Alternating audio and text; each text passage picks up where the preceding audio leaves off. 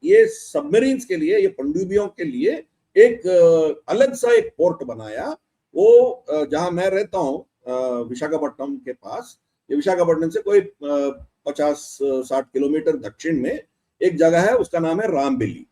Again मैं दोबारा कह रहा हूँ, ये कोई हम सीक्रेट्स लीक नहीं कर रहे हैं, ये पब्लिक डोमेन में है। रामबेली का विकिपीडिया पेज भी है, INS वर्षा आप टाइप करोगे तो वो भी मिल जाएगा। ये तो पब्लिक डोमेन में आया था। जब हमें इतना पता है, हमारे क्षेत्र को और भी ज्यादा पता होगा। तो वो समुद्र के अंदर से गुफा में चले जाते हैं, वहां पहाड़ का जैसा एक एरिया है, उसमें घुस जाते हैं। अंदर जाने के बाद अंदर इनको पार्क करने के लिए स्लॉट्स है, पार्किंग स्लॉट्स है। तो आप 8-10 पनडुब्बियां जाके वहां पार्क कर सकते हो।